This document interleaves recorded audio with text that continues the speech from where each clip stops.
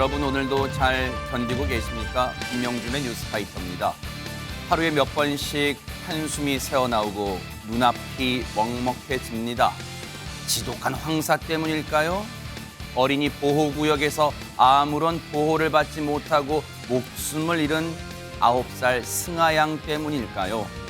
꽃다운 목숨을 잃게 한 것도 모자라서요. 가해자란 사람은 술에 취해서 아이 넷을 친 것을 기억도 못하고 있답니다. 음주운전은 살인! 아니 연쇄살인입니다. 유족의 마음까지 2번, 3번 죽이고 있으니까요. 공범들도 있습니다. 함께 술 마시고 방조한 당신들 말입니다. 4월 12일 수요일 김명준의 뉴스파이터. 범행은 살인인데 처벌은 솜방망이인 음주운전에 대해 짚어보도록 하겠습니다.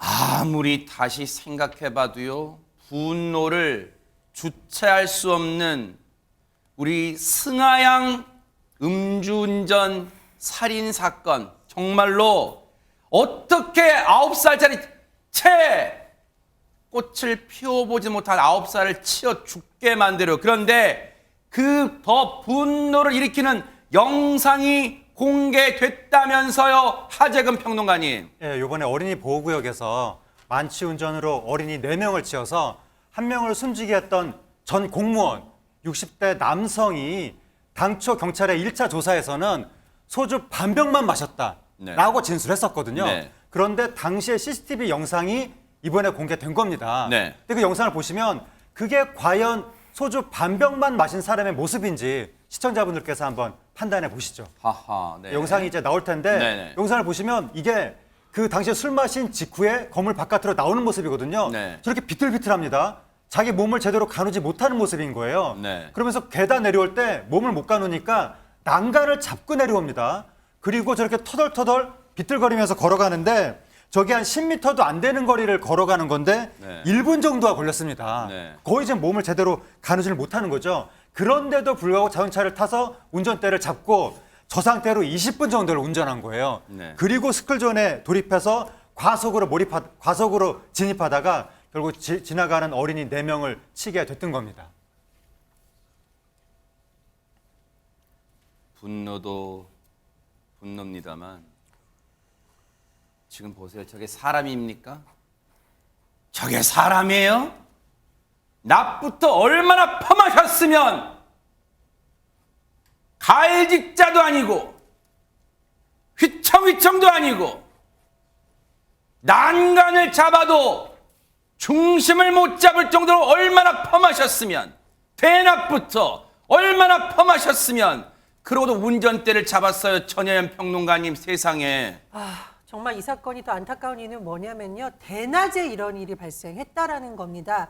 만약에 술에 취하지 않았더라면 과연 이런 사고가 일어났을까 싶은 상황이었는데 이 남성 화면 보시면 완전히 비틀비틀이에요. 대낮부터 술 마셨었고요.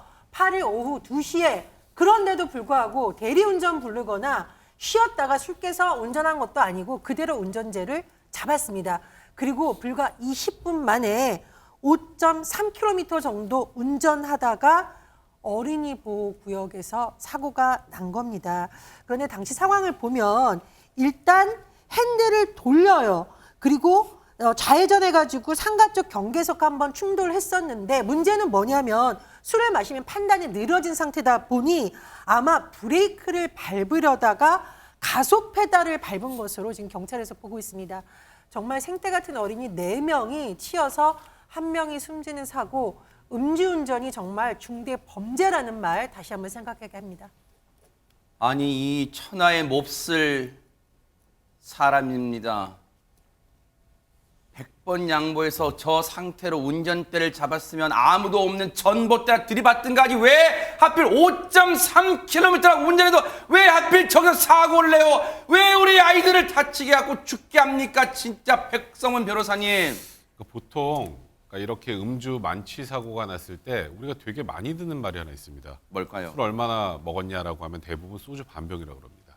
아, 한 병을 먹었다 그러면 좀 많을 것 같고 소주 한두 잔 먹었다면 안 믿어줄 것 같고 그러니까 저것도 결국은 본인이 술을 최소화 마셨다는 걸 최대한 본인의 혐의를 좀 줄이기 위해서 하는 그런 행동인데 지금 우리 보시는 것처럼 소주 반 병 먹고 저렇게 만약에 된다면 술을 안 마셔야죠.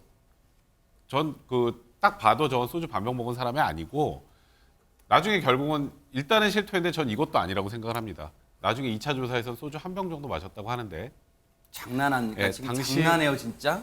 당시 저 남성 말고도 한 8명 정도가 있었는데 일단은 맥주 소주 포함해서 한 10서너 병 정도를 마신 것으로 일단은 확인이 됐습니다. 그러니까 소주를 반 병 마셨다라는 저 남성의 진술은 저 조금밖에 안 먹었으니까 용서해 주세요라는 본인의 행동을 반성하는 것보다는 본인의 행동을 변명하기에 급급한 그런 말이라고 보시면 될 것 같습니다. 처음 조사에서는 반 병 먹었다 했다가 2차 조사하니까 한 병 먹었다. 한 번 더 조사할까요? 한 번 더 조사하면 2병 먹었다 할 거예요? 인간입니까? 인간이에요, 진짜? 관련해서 경찰 얘기 들어보시고 이어가 보도록 하겠습니다.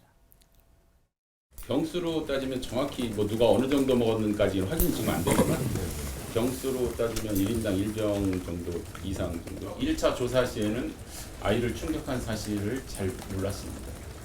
보고 갔다? 그러니까 벽을 부딪힌 건 아닌데 진짜요. 저 인간 같지도 않은 저 가해자도 문제지만요. 백성문 변호사님 당시에 혼자만 있었을 리는 없다고 저희가 추정했지만 딱 경찰 조사 음식점 저 술집인지 음식점인지 모르겠지만 CCTV 돌려보면 혼자 먹었는지 같이 먹었는지 다 나올까지. 근데 보세요. 이 가해자 말고 8명 더 있었는데 대체 이 인간들은 뭡니까? 같이 마신 사람들은 뭐예요? 왜 안 말린 거예요? 그러니까 지금 사실 저게 혼자 술을 마신 게 아니라 여러 명이 마셨다는 건 충분히 어느 정도 확인이 그 전에 됐었고요. 그러니까 이게 음주운전에서 가장 문제는 음주운전을 한 사람도 문제지만 같이 술 마신 사람들도 정말 몸을 못 가눌 정도로 비틀거리면서 운전대를 잡으려고 하면 당연히 말려야죠. 그건 너무나 기본 아니겠습니까? 근데 그걸 하지 않았기 때문에 저 같이 술을 마셨던 8명이라고 하는데 8명의 사람들도 비난을 피하기는 어려울 것이고 그래서 경찰도 8명을 음주운전 방조 혐의로 입건할 수 있을지 이 부분을 지금 검토하겠다고 하는 그런 상황이고요. 그리고 지금 저 사고를 낸 당사자 같은 경우도 우리가 소위 민식이법이라고 해서 스쿨존에서 속도를 줄이지 않고 사고를 내게 되면 가중처벌하는 규정이 있죠. 네. 근데 조금 전에 1차 조사할 때 그런 얘기를 했죠. 아이넷을 쳤는지도 기억이 없는데요. 뭐라고요? 그런 얘기를 하지 않았습니까? 그거라는 건 지금 저 상태하고 딱 어찌 보면 들어맞는 얘기일 거라는 생각조차 드는데 그렇다면 이거는 이제 특가법에 보면 위험운전 치사죄라고 해서 치사상죄라고 해서 그러니까 약물이나 음주를 통해서 아예 기억을 못할 정도의 수준의 상황에서 운전을 하게 되면 실무상으로는 면허 취소 수치가 넘으면 이제 적용하긴 하는데요. 저것까지 적용해서 좀 더 과중하게 처벌할 방법을 찾는다고 합니다. 정말 인간이기를 포기했군요. 아이들 넷을 쳤어요. 한 명은 우리 곁을 떠났어요. 떠나게 만들어 놓고 지금 그 사실조차 기억이 안 난답니다. 뭐 하는 인간입니까, 진짜? 너무너무 애통하고요. 분노가 치밀고 그래서 손정혜 변호사님 사실 승아 양 부모님들은 승아를 절대 떠나보낼 수가 없을 것 같습니다, 진짜. 네, 어제 오전에 안타까운 죽음이 있었지만 장례식이 이제 치러졌습니다. 승아 양 오빠가 이제 영정 사진을 들었고요. 또 어머니도 옆에서 오열하면서 이 장례식을 이제 지켜봤는데 이 승아 양이 가지고 있던 이 인형을 부둥켜 안고 오열하는 모습들이 있어서 주변 사람들도 눈시울을 적실 수밖에 없는 상황이었습니다. 세상에, 아이고. 지금 이 간에 이제 승아 양이 이제 그 운구되는 장면인데요. 이 어머니 사실은 받아들이기 굉장히 어려울 겁니다. 우리 그렇겠죠. 딸 어떡하냐, 어쩌면 좋냐라고 울먹이시기도 했고요. 특히 이 말이 너무 가슴이 아팠는데 우리 딸 멀미예요. 천천히 똑바로 들어주세요라고 하면서 어머, 이제 어머. 통곡을 하는 장면인데 아이고 세상에. 네, 운구처에 또 이 승하양 간이 실릴 때는 또 안 되라고 절교하기도 했습니다. 결국 승하양 시신 화장 후에 이제 대전 추모공원에 안치됐다라고 하는데요. 이렇게 억울하고 안타까운 죽음이 있나라는 생각도 하고요. 특히 뭐 가늠할 수 없는 슬픔인데 어머니도 이 유골함 만지면서 하염없이 우시는 장면도 목격이 됐고요. 엄마가 다시 올게, 매일매일 올게라는 장면이 참 가슴 아픕니다. 너무너무 가슴이 미어집니다. 저 천인 공노할 가해자도 가해자지만요. 우리 사회가 못 지켜줬어요, 승하양을. 그런 생각에 너무너무 미안하고요. 억장이 무너집니다. 승하양이 생전에 밝게 우리에게 기억되는 모습, 그리고 오빠, 승하양의 오빠 얘기 들어보시고 이어가 보도록 하겠습니다. 안녕하세요. 전승아예요. 전 드맨드를 달리는 내 승아입니다. 한번 바쁘면 맞추가 없어요. 전승아요. 제2의 승하 같은 일이 발생되지 않도록 진짜 당장 세상이 변했으면 하고, 이제 관련 법이든 처벌이든 그게 훨씬 더 강력해졌으면 하는. 사실 참 송구합니다. 승하양 발인날 언론들이 유족분들께 마이크를 들이댄다는 것도 참 못할 짓입니다. 송구합니다. 하지만 다시는 이런 일이 일어나지를 않기를 바란다는 지금 유족분의 그 마음처럼, 그 말씀처럼 정말 저희도 그런 마음을 간절히 담아서 정말 송구한 마음이지만 아마 언론들이 마이크를 앞으로 들이댄 것으로 보입니다. 그런데 하재근 평론가님, 이번 사고에 승하양은 우리 곁을 떠났고 나머지 아이들도 심하게 다쳤잖아요. 예, 다른 어린이 3명도 함께 부상을 당했는데 지금 승하양하고 굉장히 절친이었다는 다른 어린이도 머리에 부상을 입어서 어떡해요. 지금 대전의 한 병원에서 뇌 수술을 하고 아이고. 지금 입원을 해 있는 상태입니다. 아이고. 그리고 또 다른 어린이는 실어증 상태라고 합니다.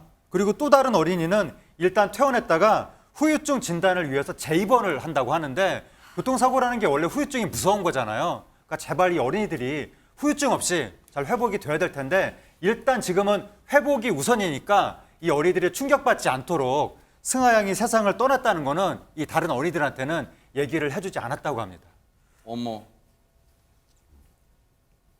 세상에. 조영은 원장님, 네. 물론 다친 아이들 부모님께서는 당연한 조치일 수 있어요. 아이들이 지금 충격으로 더 큰 후유증에 시달릴까 봐. 지금 승하 죽음을 모르고 있대. 혹시라도 나중에라도 알게 되면 어떻게 됩니까? 세상에 너무너무 걱정됩니다. 네. 진짜. 승하를 잘 모르던 저도 지금 이 뉴스를 보면서 억장이 무너지고 정말 절절한 심정인데, 승하의 친구들은 어떤 심정이겠습니까? 아마 차마 말로 다 할 수 없는 심리적인 고통일 거예요. 네. 이렇게 가까운 사람이 사고를 겪어서 세상을 떠나는 사건, 이게 트라우마, 외상 사건이라고 합니다. 이런 외상에 간접적으로 노출될 경우에 급성 스트레스 증후군을 겪을 수가 아유. 있어요.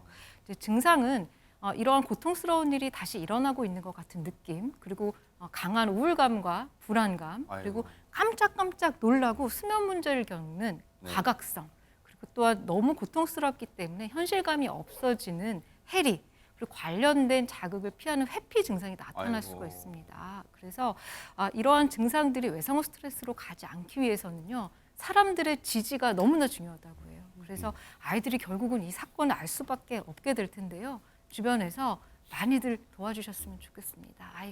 아이들이 우리 승하를 충분히 기리고 그리워하고 이야기할 수 있도록 충분히 공감하면서 들어주셨으면 합니다. 너무 안타깝고요. 이건 우리 사회가 우리 어른들이 못 지켜준 거예요. 영상 다시 보여드리고 싶은 마음 없어요. 너무 여러분들 가슴 아픈데 다만요. 그 사고가 난 곳이 어린이 보호구역이죠. 그런데 그 사고가 난 곳의 인도 부분에 철제 펜스 있었습니까? 전혜연 평론가 지자체는 뭐 한 거예요? 어린이 보호구역이라면서요. 아무런 조치도 없잖아요. 예, 아까 백성윤 변호사님께서 민식이법 잘 설명을 해주셨는데 사실은 어린이 관련된 사고에 대해서 사후 처벌도 물론 필요합니다. 강력한 처벌 필요하는데 전문가들이 지적하는 부분이 지금 앵커님이 말씀해 주신 부분이에요. 안전 예방 펜스가 있었더라면 어땠을까? 과연 저렇게까지 많이 다치고 사망까지 갔을까라는 그런 안타까운 소식이 많이 전해지고 저게 있는데요. 펜스가 뭐가 있어요, 펜스가? 그렇습니다. 우리가 어린이 안전구역이 지금 지정이 됐는데도 곳곳이 안전에 문제가 있다라는 진단이 나오고 있기 때문에 이번 사고를 계기로 많은 부분 점검이 되어야 될 것으로 보이고요. 몇 달 전에도 초등학교 후문에서 유사한 사건이 있었습니다. 사건이 있고 나서 여러 가지 안전장치가 마련되어서 그나마 추가 사고는 막을 수 있었다라는 그런 주장도 힘을 얻고 있지만 일각에서는 왜 이런 사고가 나야만 저걸 설치하느냐. 지금부터라도 어린이 안전구역 점검해서 추가 사고가 나지 않도록 예방적 조치도 해야 된다. 이런 주장도 힘을 얻고 있는 상황입니다. 제발 말로만 어린이 보호구역 그런 거 만들지 마. 쓸데없는 보이기 행동하지 마세요. 왜? 아이들은 당장 표에 도움이 안 되니까 유권자가 아니니까 아이들은 무시하는 거예요? 아이들은 나라의 미래라면서요. 말만 하지 말고 제발 좀 우리 아이들을 위험으로부터 보호해 주길 정말 당부를 드립니다. 승하양의 명복을 여러분과 함께 빌겠습니다.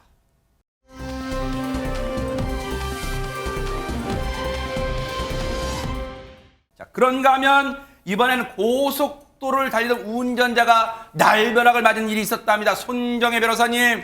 네, 고속도로는 사고가 발생하면 큰 피해가 야기되는 공간이기도 합니다. 그런데 여기서 운전자가 차량이 말을 듣지 않아서 곤혹스러운 상황이 있었다고 하는데요. 같이 보시겠습니다.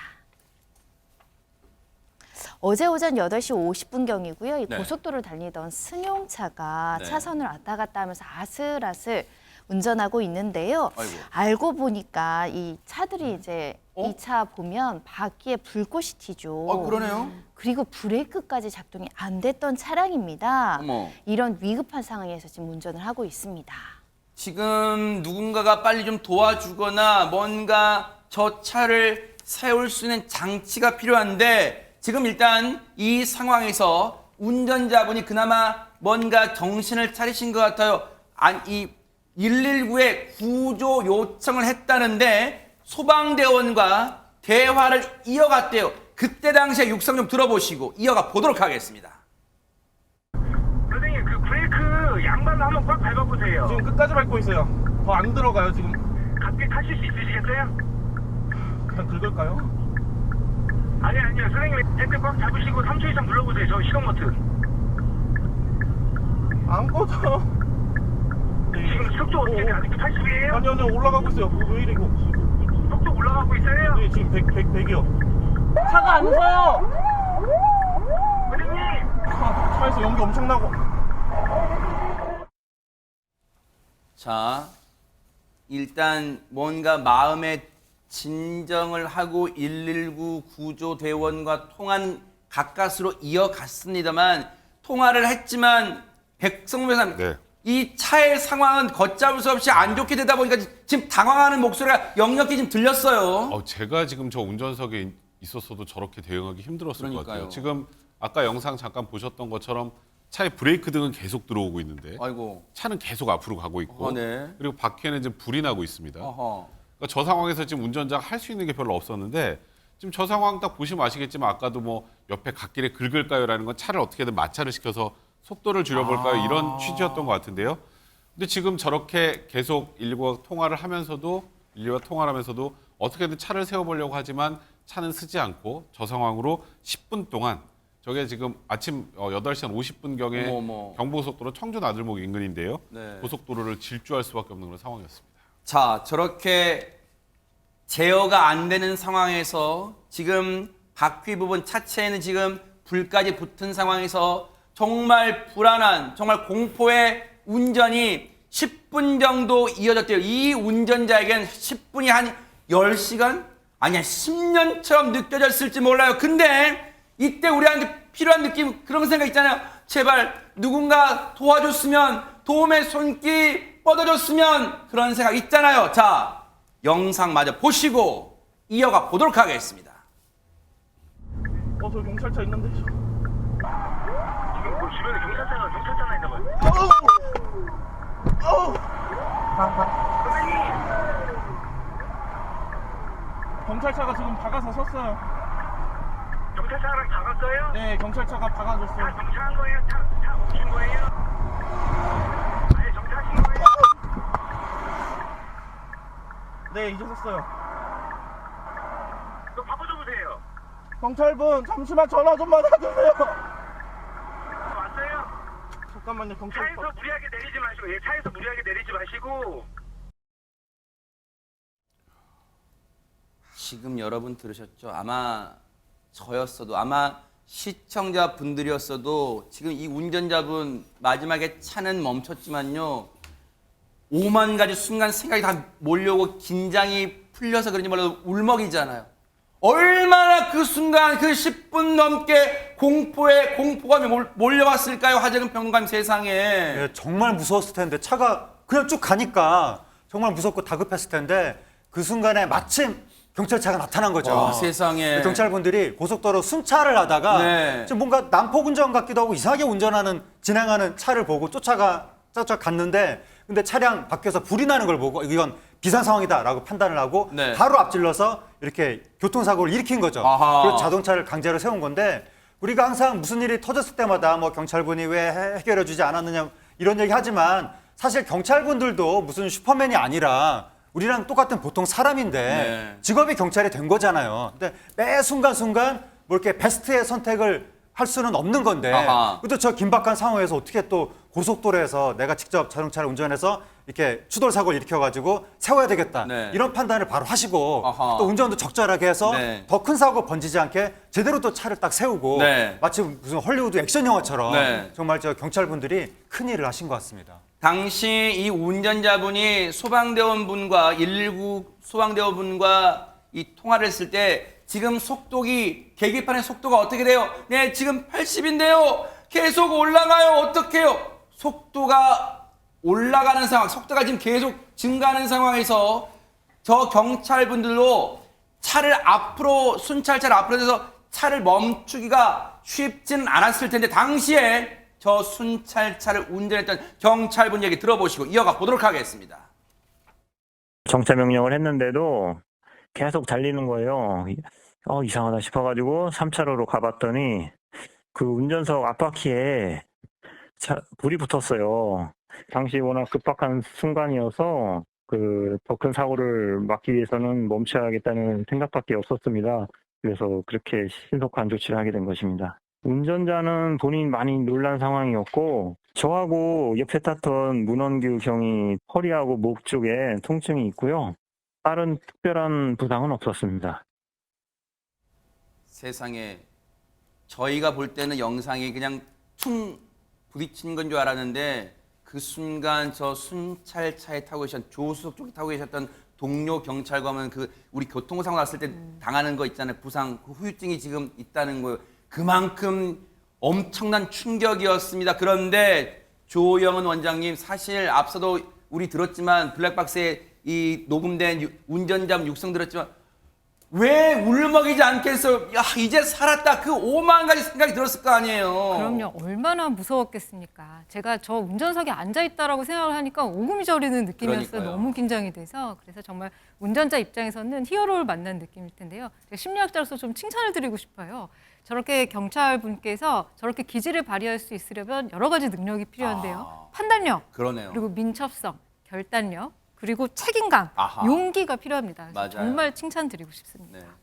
아마 저분들도요 누군가의 가장이고 누군가의 남편이고 또 누군가의 또 귀한 아드님들일 거 이 경찰 두 분도요. 정말로 멋진 영웅들입니다. 대한민국 영웅. 이분들 저희가 소개 다시 안 해드릴 수 없죠. 충북경찰청 고속도로 순찰대입니다. 아, 명예를 높이셨어요. 김정호 경위님, 문헌규 경위님. 정말 두 분은 대한민국의 영웅분들이십니다. 정말 감사의 박수를 보내드립니다. 멋지십니다.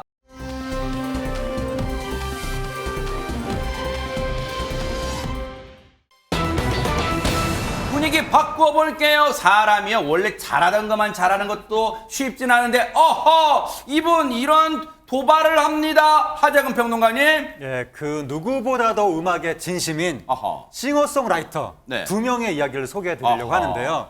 첫 번째 주인공이 윤종신 씨입니다. 예. 윤종신 씨가 그동안 유명 싱어송라이터로 주로 발라드 히트곡을 많이 냈었죠. 네. 그런데 이번에 이분이 해마다 봄이 되면 많은 매출을 올리는 벚꽃 엔딩, 네. 이른바 봄 캐럴송. 네. 이 노래를 내가 잡아야 되겠다라는 야심을 품고 시샘하시는 거예요? 그런 야심을 품고 또 다른 봄 캐럴송 후보곡을 냈는데 그 노래 장르가 네. 트로트라고 해서 그래서 지금 화제가 되고 있습니다. 이야, 발라드의 황제로만 알고 있었던 우리 윤종신 씨인데 트로트를 지금 이제 넘보는 거예요. 어떤 노래를 들고 왔을까요? 한번 들어보시고 이어가 보도록 하겠습니다. 꽃놀이 가요 우리 지금 꽃놀이 가요 꽃길 위에서 내 마음을 말랑말랑 녹여버려요 길까 말까 주저하지 말고 내 맘에 껴요 우리 바리바리 쌓여 하루하루 난 널 사랑해 짐을 아니 뉴스파이터 제작진 이거 어떻게 된 거예요? 윤종신 씨 노래 나면서 왜 여자 목소리가 나와요? 전현 평론가님. 예, 윤종신 씨 노래 맞습니다. 그래요? 작곡을 윤종신 씨가 아하! 했고 이 노래 목소리 딱 떠오르면 떠오르는 음식 곰탕 곰탕 목소리라고 불리는 홍자 씨가 이제 노래를 하는 홍자 씨. 네. 꽃놀이 가요라는 노래입니다. 아하. 지금 뮤직비디오 보고 계신데요. 저기 출연하신 분들 스포츠댄스 국가대표 어머. 소속이시라고 하니까 그래요? 뮤직비디오도 굉장히 좋은데요. 윤종신 씨 참 이렇게 야심만만한 포부를 밝히셨습니다. 네. 지금 가장 잘 어울리는 노래다. 차 타고 가면서 듣기 딱 좋다라고 하셨는데 많은 분들 아마 운전하실 때 이 노래 듣지 않으실까 싶고요. 네. 윤종신 씨와 이 홍자 씨는 같은 소속사 소속이신데 아하. 이 홍자 씨의 목소리가 워낙 이국적이라서 거기에 영감을 받아서 이렇게 어떻게 들으면 라틴 노래 같기도 하고 네. 이런 노래를 만들었다고 합니다. 아하. 그런데 윤종신 씨가 오랜만에 세미 트로트를 해봤다라고 하는데 이 오. 오랜만이라고 하면 예전에도 했다는 소리죠. 네. 윤종신 씨 과거에 시트콤 출연해서 혹시 코미디언 아니냐라는 소리 들으신 적 있는데 그때 나왔던 노래가 사랑의 뒷북입니다. 그래요? 오. 가수는 풍은하였는데 아. 사실 이 풍은하가 누구냐 윤종신 씨 본인이에요. 오. 요즘에 부캐라고 해서 그 유재석 씨가 유산슬로 이렇게 그랬죠. 변신해서 하는 경우 있잖아요. 네. 그래서 풍은하가 바로 윤종신 씨의 부 캐릭터였다고 합니다. 아하. 자, 그래서 윤종신 씨가 트로트로 봄꽃 캐럴 타이틀 1등을 내가 거머쥐기 위해서 야심찬 포부를 밝혔는데 자, 인사치레 못하고 솔직한 말만 하기로 유명한 백성원 변호사님께 네. 솔직히 여쭤볼게요. 이거 딱 들었어요. 장범준 씨의 벚꽃 엔딩 능가할 수 있겠습니까? 거기까지는 조금 안 될 것 같은데. 역시 솔직해요. 근데 아니 되게 계속 귀 속에 계속 이렇게 맴돌고 되게 이렇게 마음 좀 싱숭생숭하게 만들고 이제 기분 좋게 만들어주는 그런 노래일 것 같아서 거기까지는 모르겠습니다만 굉장히 많이 히트하지 않을까. 그리고 봄 캐롤 중에 또 하나의 이제 또 대표곡이 되지 않을까 이런 생각이 좀 드는데 네. 근데 좀 윤종신 씨 그 소감이 너무 재밌더라고요. 네.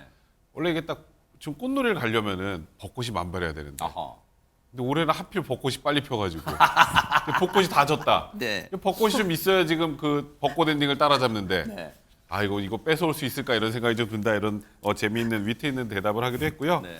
그리고 이제 아니 그 뭐 곡 쓸 때마다 맨날 히트하지 않냐 이렇게 물으니까 다 잘 되는 시기는 지났고 요즘에는 그 노래를 발표하면 차트를 앞에서부터 안 보고 뒤에서부터 보면서 자기 노래를 찾는다 이런 입담을 과시하기도 했습니다. 야, 확실히 이 뭐 예능도 많이 하고 프로그램 진행도 많이 하니까 이 입담 참 유머가 참 넘칩니다. 그런데 여러분도 아시겠지만 윤종신 씨의 히트곡 정말 셀 수가 없어요. 대표곡도 한번 들어보시고 이어가 보도록 하겠습니다. 다시 태어난 것 같아요. 내 모든 게 다 달라졌어요. 그대 만난 후로 난 새 사람이 됐어요. 우리 어머니가 제일 놀라요. 빙수야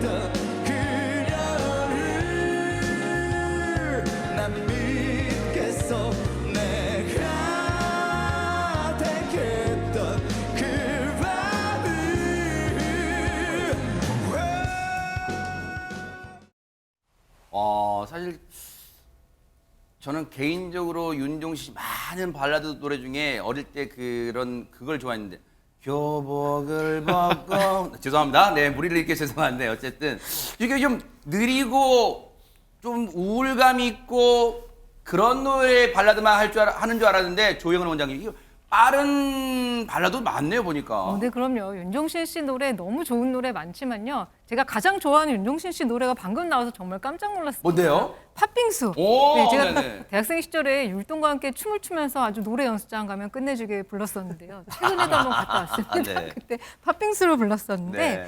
이 윤종신 씨가 작사, 작곡, 노래를 다 하거든요. 그래서 이 리듬과 곡이 굉장히 찰떡이에요. 어허. 그래서 이제 참 그게 인기의 비결이기도 하고요. 네. 윤종신 씨 목소리가 깔끔한 발음과 발성이 특징입니다. 어허. 그래서 담백하지만 이 절절하게 또 감정이 묻어나요. 그래서 대중들의 감수성을 맞아요, 터치하지 진짜. 않나. 네. 그래서 인기가 많으신 것 같은데 이 윤종신 씨의 가사 전달력이 국내 최고라 이런 얘기가 있는데 네. 알고 보니까 연세대 국문과 출신이어서 그렇다. 그래요. 이제 이런 설이 있습니다. 진짜 영향을 미쳤겠네요, 네. 진짜네. 네. 네. 그런데 윤종신 씨 하면은 혹시 아시는 분도 계시겠지만 삼남매 아빠입니다. 근데 한동안 여러분도 아시겠지만 코로나 기간에 잠시 해외 갔다 오기도 했잖아요. 근데 어쨌든 지금 이렇게 활동 열심히 하다 보니까 손정희 변호사님 일단 가족분들이 많이 좋아하기는 할 것 같아요. 네, 윤종신 씨 얼굴에 동안이라서 사람들이 삼남매 아빠인 걸 잘 야, 모르시는데요. 진짜 동안은 동안이 진짜네. 벌써 막내가 중학생입니다. 어머, 어머. 이 막내 딸하고 같이 찍은 뒷모습 사진을 올리기도 했었는데 네. 이 막내 딸 키가 벌써 네. 아빠랑 거의 비슷할 정도로 성장을 어디 했고요. 진짜 확인해 볼까요? 어머 대박 사건! 14살 막내딸 라오라고 14살 이에요? 하는데요. 와. 사실 윤종신 씨가 이제 세 자녀도 있지만 얼마 전에는 20년 이상 계속 일하면서 이제 쉬지 않고 있다 보니까 쳇바퀴 돌듯 일상이 그래서 해외로 나간 적이 있습니다. 와. 2016년부터 이제 해외를 자주 나갔는데 그러다가 2020년에 귀국을 하면서 네. 당시에 어머니가 위독해서 귀국한 일이 있었는데 네. 어머니가 2020년에 돌아가시기도 했습니다. 아이고. 네. 또 아버님도 계시는데 이제 연세가 90세 정도 된다라고 하고요. 이제 매일매일 이제 우리 메신저 가족들은 이제 대화방에 사진과 글귀가 담겨 있는 메시지를 올리신다고 하는데요. 그 내용이 이제 배려라는 제목이라고 하는데요. 90세 아버님이 매일 아침 당신이 무사히 깨셨음을 자식에게 알려주신다. 네. 감사합니다라는 글을 올리기도 했는데 사실은 이런 내용의 글을 올리고 또 이렇게 해석하는 것도 굉장히 마음이 찡하게 느껴지기는 합니다. 사실 아내분은 테니스 코치인 전밀하시고요. 슬하에 이제 세 자녀를 두고 있는데 화목한 가족의 모습 이런 내용들로 확인할 수 있을 것 같습니다. 윤종신 씨가 집안의 가장 최단신이라는 어떤 의문의 일편을 했죠. 어쨌든 그리고 자제분들이 키 작은 보다 낫잖아요. 지금 저 엄마의 유전자를 그대로 잘 물려받아서 어쨌든 후쭉쭉 커나가는 모습을 보기 좋은 것 같습니다.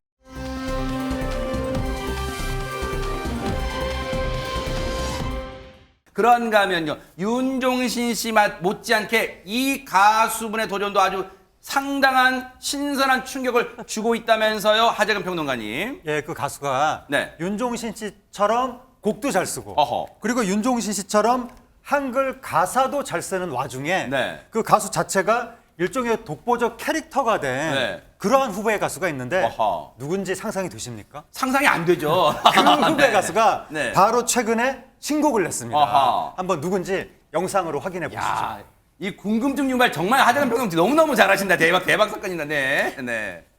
하려면 했는데 할 뻔 했는데 할 수도 있었는데 할 걸 그랬네 할 거기는 할 건데 한 적도 있는데 할라다 말았는데 할 바야 해 할 건지 말 건지 나도 몰라 잘 몰라 맞는지 틀린지 물어보지 마 나도 제발 좀 물어보고 싶어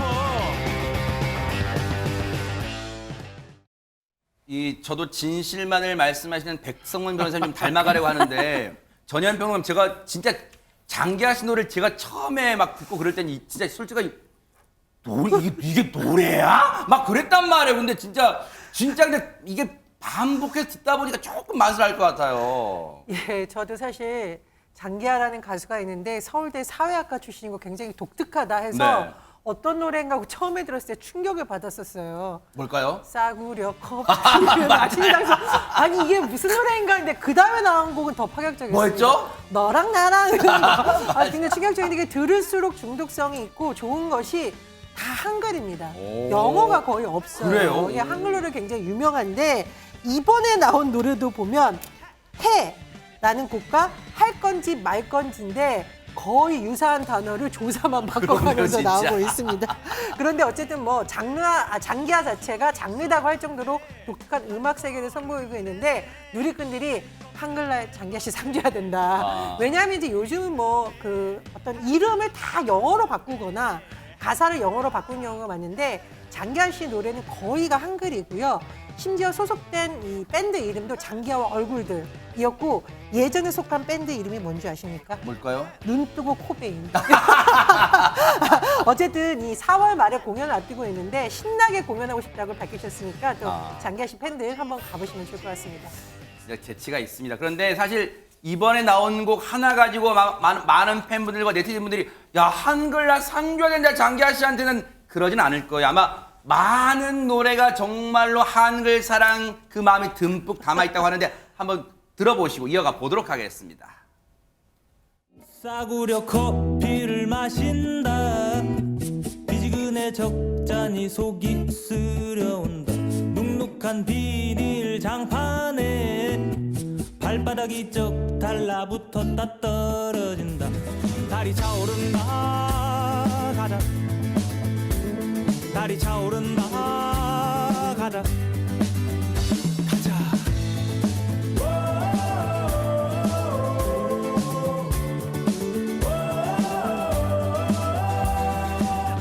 걔네가 너로 살아봤냐? 아니잖아 아니면 네가 걔네로 살아봤냐? 아니잖아 아니잖아 아니잖아 그냥 네 갈 길 가 이 사람 저 사람 이러쿵저러쿵 뭐라 해도 상관 말고 그냥 네 갈 길 가 시청자 여러분 처음에 제 느낌 아시겠죠? 이게 노래야! 그 느낌 아시겠죠? 하재근 평론가님. 네, 장기하 씨가 이른바 홍대 씬에서 그 홍대라는 대학교 앞에서 인디 음악을 하는 사람들의 그 장소를 홍대 씬이라고 표현을 하는데 그 홍대 씬에서 가장 성공한 독립 그 인디 음악인 중에 한 명이죠. 이 장기하 씨가 2008년에 이제 데뷔를 했는데 장기하와 얼굴들이라는 팀을 결성해서 그때 싸구려 커피 그 노래로 그때 파란을 일으켰었습니다.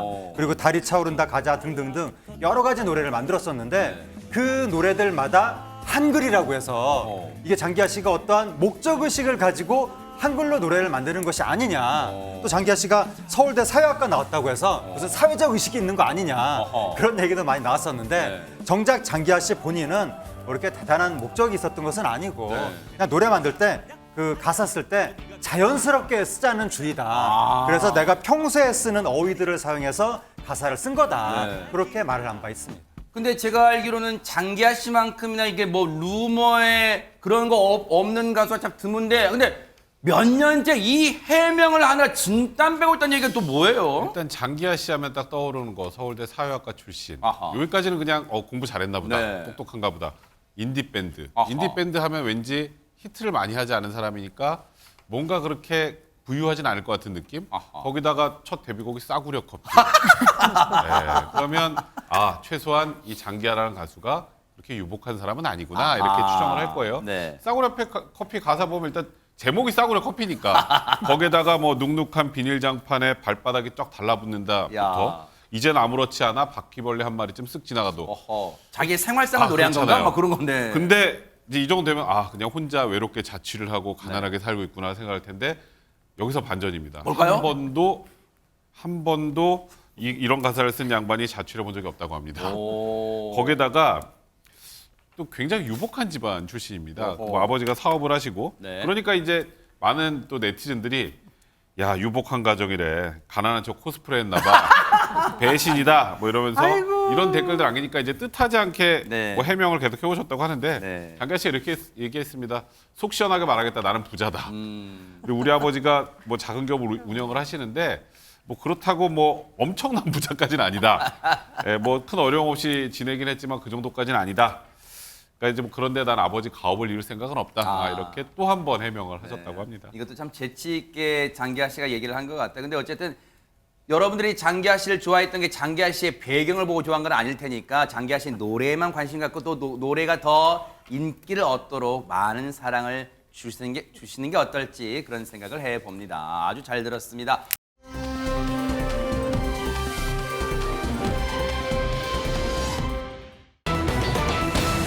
분위기 바꿔봅니다. 늘 생각하는 거지만요. 이런 분들이 주변에 한 진짜 좀 넘쳐나면 우리 사회 정말 달라질 거예요. 전혜연 평론가님. 그렇습니다. 영화 속에서만 영웅들이 있는 것은 아니고요. 우리 일상 속에도 어벤져스 같은 멋진 분들이 있습니다. 그 느낄 수 있는 영상 같이 보시겠습니다. 뭘까요? 네. 자, 일행과 식사 중이던 한 남성이요. 몸을 휘청휘청 어머, 하는데 쿵 소리를 내면서 아이고, 뒤로 아이고. 쓰러져 버립니다. 어머. 주변 사람들 너무 놀랐지만 이거 어떻게 해야 되지? 아이고, 어떡해. 우왕좌왕하고 있는데 진짜 어떡해요, 진짜. 그 순간 20대 남녀 쏜살같이 달려옵니다. 어머. 여성은요, 남성의 맥박을 확인하고 있고요. 심폐소생술도 급히 시작하고 어머. 이 남성은 119 신고를 한 뒤에 쓰러진 남성의 고개를 뒤로 젖혀서 또 기도를 확보해 줍니다. 어머. 잠시 후에 상황을 보면 이 남성 분명히 쓰러져 있었는데 일어납니다. 어머. 두 사람의 이런 신속한 대응 덕에 이 남성은 쓰러진 지 2분여 만에 의식을 되찾았습니다. 어머. 2분 만에 기적입니다. 진짜 보고도 믿기지가 않습니다. 세상에 하재근 평론가님. 예, 정말 놀라운 순간인데 지금 그 식당 그 주인 사장님의 이야기에 따르면 네. 저때 이제 쓰러지신 분이 눈에 흰자위가 보이고 거의 맥이 안 잡히는 숨도 안 쉬는 그런 상황이었다고 합니다. 그러면 보통 사람들 같은 경우에는 막상 눈앞에서 저런 일을 딱 당하면 당황해가지고 내가 지금 뭘 어떻게 조치해야 되는지 그러면 허둥댈 때가 굉장히 많거든요. 저게 심폐소생술을 한다고 하더라도 일반인은 정확하게 못할 때가 많아서 별로 효과가 없기도 하고 어허. 저 때 뭐 119에 신고하면 올 때까지 기다려야 되고 어머. 골든타임 지날 수도 있고 네. 굉장히 그 위급한 상황이었었는데 어허. 또 식당 사장님 말씀에 따르면 갑자기 젊은 남녀가 재빠르게 달려오더라. 슈퍼맨하고 슈퍼걸이 오는 줄 알았다. 어머. 그러더니 그 젊은 남녀가 역할 분담이라도 한 듯이 딱딱 서로 짠 것처럼 그렇게 착착착 일처리를 하더라. 어허. 너무 놀라웠다. 그렇게 사장님이 이야기를 했습니다. 아니 혹시 백성문 변호사 네. 저 남녀 저 두 분들 혹시 근처 옆에 소방서 분들 퇴근하시다가 야근 마치고 퇴근하시다가 점심 드시다가 지금 저런 거예요? 아닙니다. 어머. 지금 저 두 분은 경찰인데요. 경찰요? 근데 굉장히 능숙하죠. 네. 근데 1년차 새내기 경찰입니다. 어머. 비번 날 같이 식사를 하던 중이었는데 한 명은 경북 김천경찰서 중앙지구대 김도현 순경, 어머. 또 서울 강동경찰서 성내지구대 신홍준 순경입니다. 네. 이제 보시면 갑자기 남성이 의식을 잃고 쓰러져서 뒤로 이렇게 딱 넘어간 상황에서 한 남성 경찰은 일단 전화를 해서 119를 부릅니다. 허허. 그리고 바로 지금 여성 경찰분은 가서 뭔가 이렇게 상태를 보고 남성 경찰은 저 쓰러진 남성의 목을 뒤로 젖혀서 기도를 확보하고 김도현 순경은 바로 CPR을 시작을 합니다. 네. 그러니까 완전히 마치 저런 훈련 상황처럼 거의 일사불란하게 손이 딱딱 맞아서 네. 2분여 만에 저 남성은 의식을 회복했고요. 네. 그리고 이 두 순경은 119 구조대가 도착할 때까지 응급처치한 남성이 혹시라도 또 다시 이상해질 수 있고 안 좋을 수 있으니까 옆에 지키고 있다가 구조대에게 인계까지 했다고 합니다. 세상에 진짜 영화 같은 일이잖아요. 어벤져스란 영화보다 더 감동적인데 당시에 저렇게 쏜살같이 슈퍼맨처럼 달려와서 저렇게 멋진 일을 해내신 두 순경분들 또 뉴스파이터 제작진이 또 가만히 안 놔둡니다. 바로 인터뷰해봤습니다. 들어보시고 이어가 보도록 하겠습니다. 혀가 말려 있어가지고 이제 신홍준 순경이 입을 이제 벌려서 혀를 빼고 기도를 확보하고 제가 이제 다시 20회 정도 하니까 이제 의식이 돌아오셨습니다. 의식이 돌아와서 이제 제가 좀 전에 있었던 그 상황을 얘기를 하니까 이제 그냥 감사합니다. 제 손 잡고 고맙습니다. 감사합니다. 이렇게 말씀을 해주셨습니다. 망설여지거나 뭐 바로 그냥 달려가서 일단 살리고 봐야겠다 이 생각이 가장 컸습니다. 와 진짜 멋진 일을 했는데 항상 이 영웅분들은 담담하게 말씀하시죠. 제가요 그때 내가 안 달려갔으면 저분 큰일 나고 이렇게 얘기하는 게 아니잖아요. 저는 진짜 할 일만 했을 뿐입니다. 진짜 막 이렇게 말씀하시는데 근데 제가 그 쓸데없는 궁금증이 있어요. 저만 그런지 모르겠지만요. 손정희 변호사님 저 두 분들 비번 날인데 왜 나란히 같이 점심 먹어요? 굉장히 젊고 선남선녀니까 그런 의심하실 수 있는데요. 알고 봤더니 작년 6월에 이제 그 경찰을 시작한 새내기 경찰관들인데 동기입니다. 네. 그러니까 말하자면 입사 동기라고 할 수 있는데요. 네. 근데 이 두 사람 굉장히 공통점이라고 해야 되나요? 뭘까요? 특별한 사연이 있어요. 어머. 이 김도현 순경 같은 경우는요. 순경 공채 출신인데 네. 킥복싱 국가대표 출신이래요. 어마어마하죠. 누나 죄송해요 잘못했습니다 진짜 네. 네. 네. 그리고 이 신홍준 순경은 무도 특채 출신인데 어머.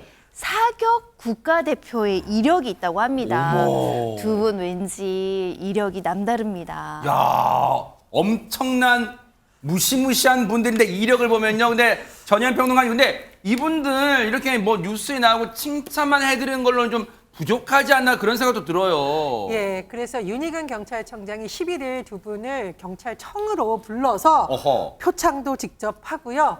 격려하는 오찬도 함께 했다고 합니다. 와, 근데 각 잡고 앉았네요, 근데 진짜. 저는 이런 생각이 들었어요. 이제 1년 차인 새내기 순경이 경찰청장님하고 먹는 밥이 맛있을까? 그런데 맛있었을 것 같아요. 어머. 왜냐면 이 두 분만 같이 오찬을 한 게 아니고요. 이분들을 가르쳤던, 이 실무를 가르쳤던 중앙경찰학교의 교수 요원인 김소영 경사, 최상미 경사도 같이 불러서 오찬했다라고 하니까 와. 정말 이 오찬 자리가 흐뭇하게 웃음이 넘치고 네. 밥도 너무 맛있었을 것 같습니다. 그러네요. 근데 이날 현장에 있던 분들, 다른 분들 또 어떤 그런 감동도 좀 듣고 싶잖아요. 한번 이 얘기 들어보시고 이어가 보도록 하겠습니다. 외부인들이 그 영상을 나한테 카톡으로 막 보내주시면서 이런 경찰관이 있는데 청장이 이거를 특별히 격려해줘야 되는 거 아니냐 뭐 그런 얘기들을 하시더라고. 신임 경찰관으로서 너무나 뜻깊은 상이었고 우리 국민 여러분들이 칭찬을 많이 해주셔가지고 부끄럽기도 하지만 이 초심 잃지 않고 본 근무지에 돌아가서 더 열심히 배우는 경찰관이 되도록 하겠습니다. 그러네요. 참 멋지네요. 초심을 잃지 않겠다는 그 각오요. 정말 시청자분들뿐 아니라 아마 대한민국 국민이 다 들으셨을 거예요. 그 마음 정말 잃지 않기를 간절히 바랍니다. 멋진 이 두 분 뉴스파이터가 다시 한번 전국에 널리 알려드릴게요. 경북 김천경찰서의 또 중앙지구도의 김도연 순경 앞서 심폐소생술 직접 하신 분이에요. 그리고 발빠르게 119에 전화를 하셨던 서울 강동경찰서 성내지구대 신홍준 순경님 두 분이 계시기에 대한민국 경찰의 미래가 정말 밝다 그런 생각을 해봅니다. 정말 감사의 박수를 보내드립니다. 보고 계십니까? 대박 사건. 네. 안녕하십니까, 김명준입니다. 여러분과 함께하는 뉴스파이터. 다양한 소식과 뉴스를 보고 싶으시면 화면 오른쪽을 꾹 눌러 구독해 주시길 바랍니다. TV로도 유튜브로도 여러분께 한 발 더 다가가겠습니다. MBN 뉴스와 뉴스파이터를 사랑해 주셔서 고맙습니다.